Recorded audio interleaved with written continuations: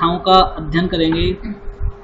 तो सबसे पहले ये आता है कि पदार्थ की अवस्था होती क्या है, पदार्थ क्या है, उसकी अवस्थाएं कितने प्रकार की होती हैं। तो देखिए, रसायन विज्ञान और भौतिक विज्ञान में पदार्थ उसे कहते हैं जो स्थान घेरता है और जिसमें द्रव्यमान यानी कि भार होता है। मतलब जो स्थान घेरे और जिसमें भार हो वह हमारा पदार्थ कहलाता है।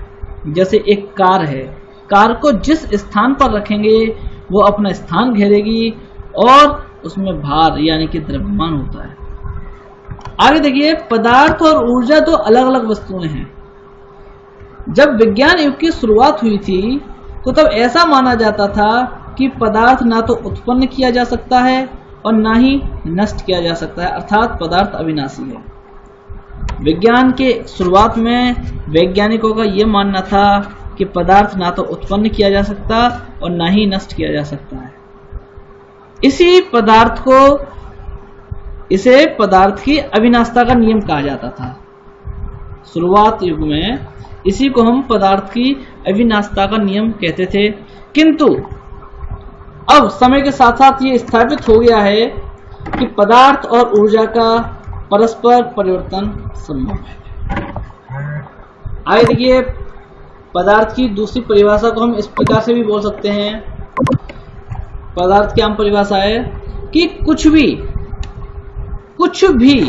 पदार्थ, मतलब हर पदार्थ, कुछ भी जिसका कुछ ना कुछ वजन हो और कुछ ना कुछ जगह घेरे उसे पदार्थ कहते हैं। कुछ भी जिसमें आपका पेन, टेबल, लिक्विड की चीजें, कुछ भी हो सकता है, वो सारी चीजें पदार्थ होती है। यानी कि पूरा ब्रह्मांड हमारा पदार्थ से घिरा हुआ है। उदाहरण के तौर पर आप इसे देख सकते हैं कि एक कार जिसका वजन होता है वो जगह भी घेरती है, उसे हम पदार्थ कहेंगे। अब देखिए, हम आगे बात करते हैं पदार्थ के कणों की विशेषता। तो पदार्थ के कणों की विशेषता देखिए, नंबर 1, पदार्थ के कण बहुत छोटे होते हैं। जो पदार्थ के कण होते हैं बहुत ही छोटे होते हैं। पदार्थ के कणों के बीच स्थान होता है। पदार्थ के कण निरंतर घूमते रहते हैं और पदार्थ के कण एक दूसरे को अपनी ओर आकर्षित भी करते हैं। ये हमारे पदार्थ के कणों की विशेषताएं थी। अब बात करते हैं कि पदार्थ की अवस्थाएं कितनी होती हैं। भाई, पदार्थ कितनी अवस्थाओं में पाया जाता है, ये बहुत ही इंपोर्टेंट क्वेश्चन है। एग्जाम में पूछा जाता है कि पदार्थ की कितनी अवस्थाएं होती है। तो देखिए, पदार्थ हमारी 3 अवस्थाओं में पाया जाता है। आपको ये याद रखना है कि कितनी अवस्थाओं में पाया जाता है।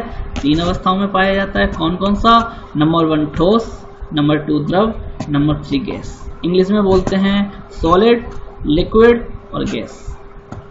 बात करते हैं सॉलिड यानी कि ठोस की। ठोस को हम इंग्लिश में सॉलिड भी बोलते हैं। पदार्थ की वह अवस्था जिसमें उसका आयतन और आकार दोनों निश्चित होता है।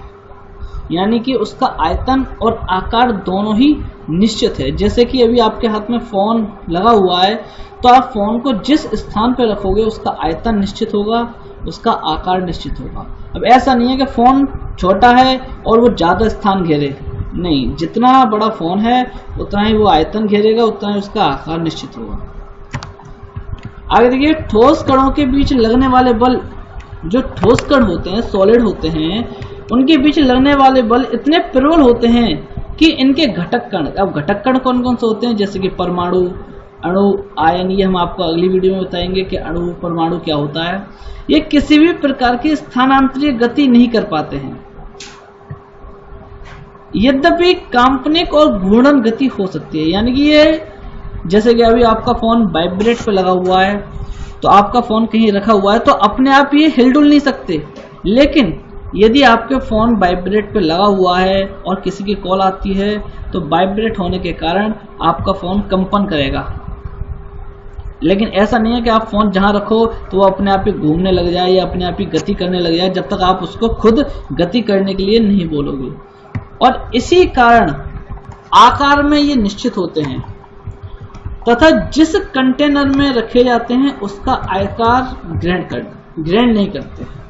तो इनका आकार में निश्चित होते हैं लेकिन इनका आयतन और आकार दोनों ही निश्चित होते हैं। जैसे कि देखिए, नीचे का एक यह आपका 6 से ये छोटा है, उससे बड़ा है, दूसरे नंबर पे 30 से बड़ा है, तो इनका आयतन और आकार निश्चित है। जितना इसका आयतन होगा उतना ही ये आकार अपने अकॉर्डिंग ग्रहण करेंगे। नंबर 2 देखिए, द्रव। द्रव क्या है? तो द्रव अवस्था में कणों की गतिज ऊर्जा ठोस अवस्था की अपेक्षा कम होती है। इसकी जो गति करने की जो ऊर्जा होती है वो ठोस अवस्था की अपेक्षा कम होती है। द्रव अवस्था में कणों का कोई निश्चित आकार नहीं होता। ये आप याद रखें, ठोस में था उसका आयतन और आकार निश्चित था, लेकिन द्रव में इनका कोई भी निश्चित आकार नहीं होता। फिर भी यह कण इतने समीप होते हैं कि इनका आयतन निश्चित होता है। इनका आयतन हमारा एक निश्चित होता है। जैसे कि अभी पानी है, एक गिलास आपने पानी लिया, उस पानी को आप जिस पात्र में रखेंगे उसी का आयतन ले लेगा। लेकिन ऐसा नहीं है कि एक गिलास पानी है तो वो पानी एक गिलास की जगह 2 गिलास हो जाएगा, ऐसा नहीं है। आपका जितना ही पानी है, 1 गिलास है या 1 लीटर पानी है या 2 लीटर पानी है, वो 2 लीटर ही रहेगा, लेकिन उसका आयतन बदल जाएगा। अगर आप उसे फर्श पर फैला दोगे तो वो हर प्रकार से बिखर जाएगा। जिसे हम लिक्विड जैसी चीजें होती है, दूध, पानी, तेल, ये सारी चीजें हमारी। अब देखिए ये एक चित्र देखिए आप, इसमें आप देख सकते हैं जिस प्रकार का पात्र है, जिस प्रकार का ये जार रखा हुआ है, उसी प्रकार का इसमें लिक्विड भरा हुआ है। लेकिन मानना इसमें 1 लीटर यदि पानी है तो सभी में 1 लीटर पानी है, लेकिन अपने पात्र के अनुसार इसमें बदल गया है। अब बात करते हैं तीसरा पॉइंट, गैस। गैस पदार्थ की सबसे सरल अवस्था होती है। इसमें घटक कणों के मध्य आकर्षण बल कार्य नहीं करता है, जिससे यह कण स्वतंत्र रूप से गति करने के लिए मुक्त होते हैं। ये स्वतंत्र होते हैं, याद रखें, ये स्वतंत्र रूप से गति कर सकते हैं। इनके कणों में किसी भी स्थान को पूरी तरह से भरने की प्रवृत्ति होती है।